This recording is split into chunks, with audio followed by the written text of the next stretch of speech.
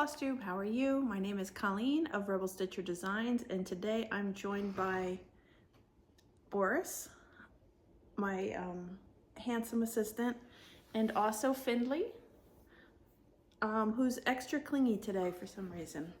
I know you probably are not expecting to see me back this quickly because I did just do a video, I think last week.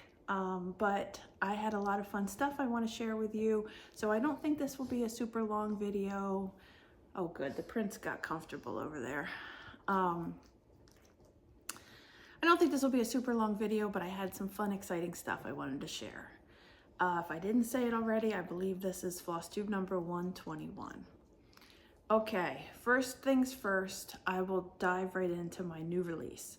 I have a new release. I have been chomping at the bit, or whatever the phrase is, to share with you. And last night I put it on my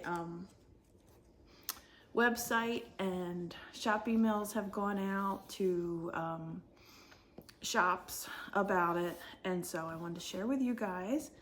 It's called Stonewall. This is a chart that I have had designed for quite a while, but hemmed and hawed about releasing. And when some political things happened in this country, I said, oh, you know, screw it, I'm gonna release it. For those of you who are unaware, the Stonewall Inn is in Greenwich Village, New York, and in 1969 is kind of the birthplace of the, sorry, somebody almost fell off my lap. The birthplace of the LGBTQ rights movement was kind of here. It was previously made a historic landmark because it was such an important place in history, and the current administration, one of their lovely things they did was take the T for trans off of all the history on the there's a little plaque here that talks about what happened that time. So I guess I wrote a little bio on the back to kind of explain to people the significance of the Stonewall Inn. And so let me have story time and kind of educate you guys, and so you can learn about some of the people that were important in Stonewall movement, and we'll take it from there. Okay, I should have brought my other glasses, so bear with me. The Stonewall Rebellion is often thought as the modern birthplace of the LGBTQ movement. Very few establishments welcomed openly gay patrons in the 1950s and 60s, and those that did were often subjected to police raids where patrons would be rounded up and arrested. From the 40s to the 60s, there was a rule that police used to justify arrests of clientele in gay establishments. Individuals must wear at least 3 articles of clothing that align with their assigned sex at birth to avoid arrest.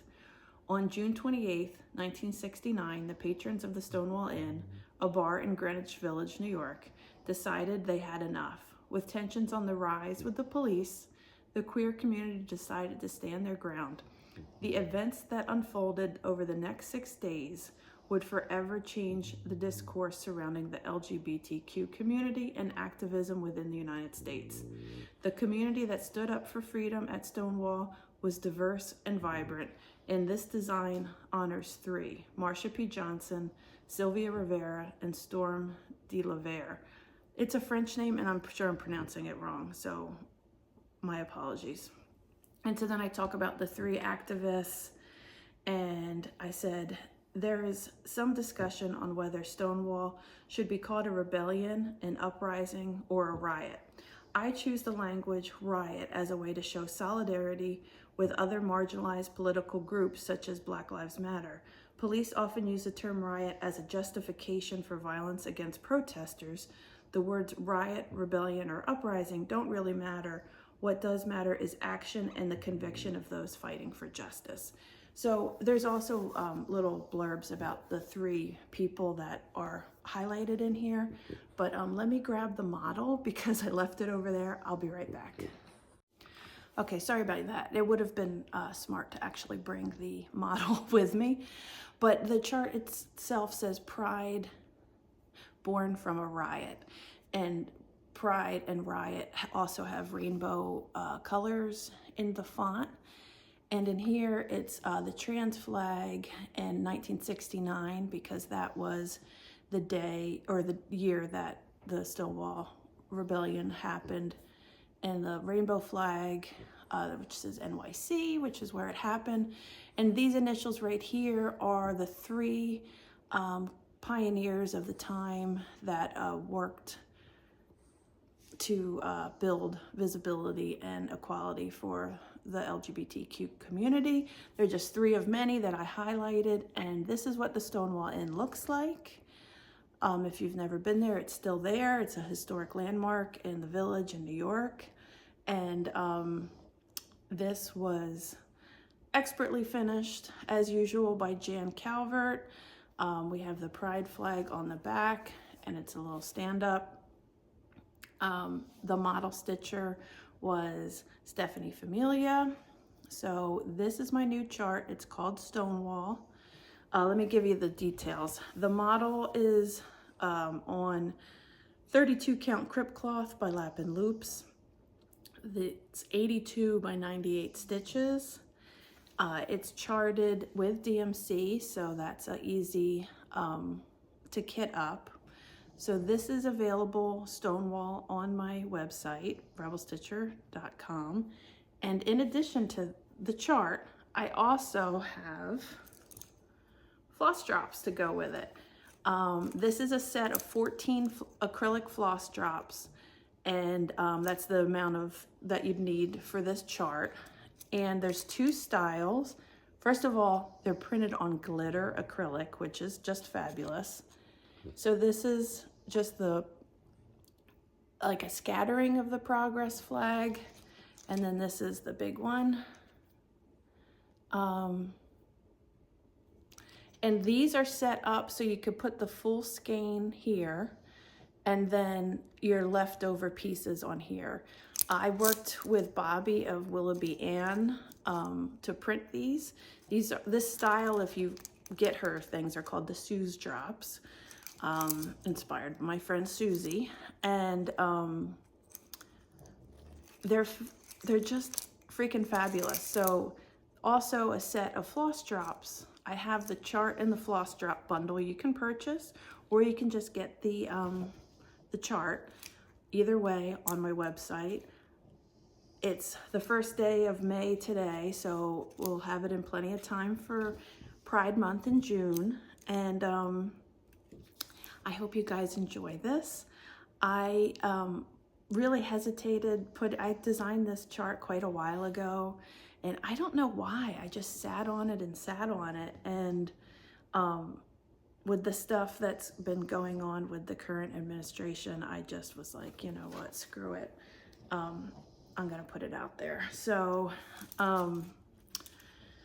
hopefully you guys enjoy it and stitch it up, and you'll have some decorations for Pride Month in your house once it's all finished. And that's that. That's my new release. That's the new shop news. I have some personal stitching and some birthday things going on. So first, let me show you my personal stitching. I, for once, have been able to stitch some things that aren't a model, because I've been heavily model stitching lately. And I worked some more on Hollow's Eve Greetings by Little Robin. And this is, sorry, as far as I have gotten. I have way more than halfway done. I am stitching this on 40 count, I think it's called Terracotta by Under the Sea Fabrics, and Ampersand by Cottage Garden Threads. And I just love the way it's coming out. This is super fun vintage Halloween goodness here. So hopefully you guys enjoy that. I've just been, because it goes from black to gray, back to black, I've just been stitching it as it comes. The only thing I did is in the Hallows Eve, I kind of fussy cut to make this ombre effect where the bottom started the light gray and then worked its way up to the dark. I just thought that was neat, but the rest I'm just willy-nilly wherever the variegation lands. So that's one thing I've been stitching. And I mentioned before that it is my 50th birthday this year, May 6th to be exact, but it's May 1st today. So I decided that it would be fun to do a stitch along for my birthday, and people are humoring me and going along with it. And so I came up with the hashtag No Naked Critters Sal, because I love to stitch animals with clothes on. So this is what I am stitching. First of all, it's kitted up in this awesome Jasmine Custom Bags project bag, which is extremely fitting for the design I chose, which is Lily from Stacy Nash Primitives. I kitted this up the other day and I started it, and this is as far as I have gotten. I put my Papa Noel needle minder on because I think Lily would love the Bayou with Papa Noel. And this is as far as I've gotten, and I love her already. Let me tell you what I kitted her up with. The green of her skin is Meadow from Cottage Garden Threads. And there's like a darker tan, like a darker cream color. And I used wheat from Almond M&M, Ymir's Silk, which is super yummy to stitch with. And then her, like the under here part of her, like the under her chin is like a whitish color. And so I'm gonna use Vanilla Custard by Classic Colorworks. And then her dress is like, on the chart, I think it's 2 shades of pink, and I went with purple. So I'm gonna do Dragon Fruit by Gentle Arts and Violet by Pirate and Robin. And yes, I am a floss gremlin. I take terrible stuff of my floss. I use this for a model already, so it has the effects of me stitching like with it. So that is my birthday start. If you want to join and stitch something with an animal with clothes, it doesn't have to be an animal cracker. Even if it's just a chart and it's a bird with a hat on it or something, I would love it. Use the hashtag, I'll try to remember to put it across here, No Naked Critters Sal, and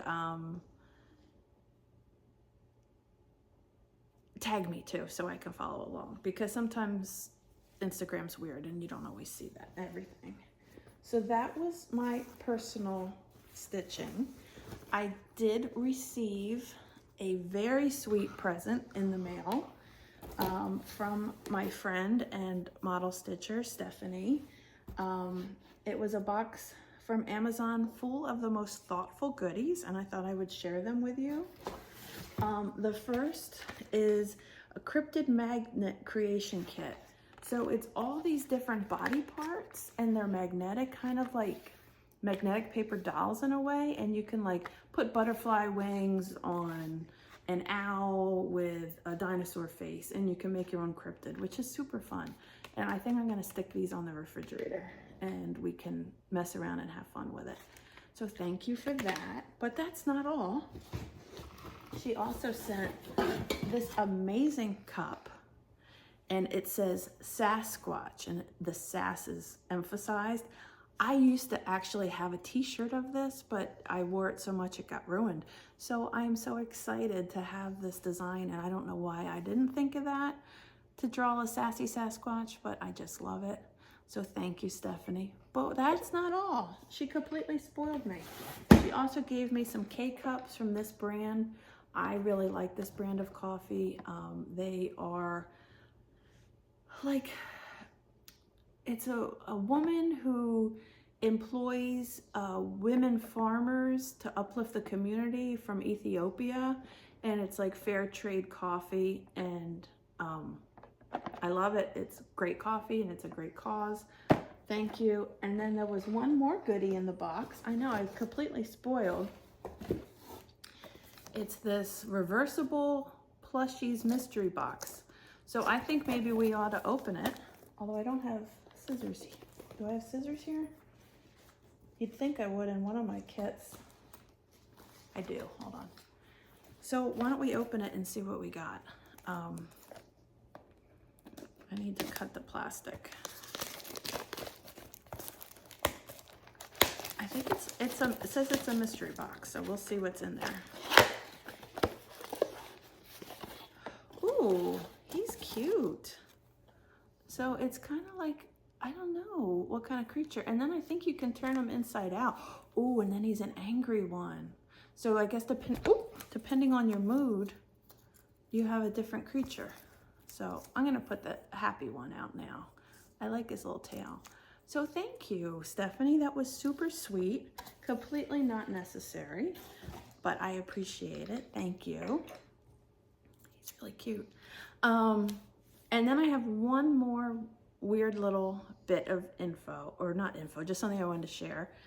Oh, by the way, I have my New York Liberty shirt on because the WNBA season the preseason is starting this weekend. So go Liberty. Anyway, I have one more thing.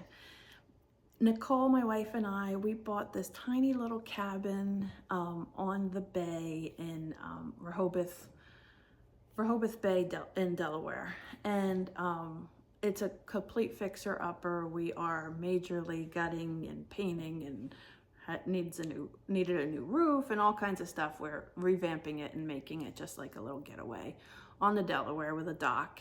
And in the house, I found this little gem and I brought home and saved it. Look at this. It is circa 1988. Teddy bears and backstitch. Who doesn't love a gem like that? I don't know what I'm gonna do with it. I mean, look at this fan frame. I mean, as a cross stitcher, we have to appreciate it and save it, but damn, I would never want to stitch these teddy bears with all that back stitching too. But I thought it was so funny that this ended up in the house we bought. So I thought I would share the vintage awesomeness there. But I think that's it. Again, if you're looking for some awesome pride stitching for Pride Month, I've got you covered. And thank you for watching. Hashtag No Naked Critters Sal if you feel like joining. And thank you for watching. Happy May.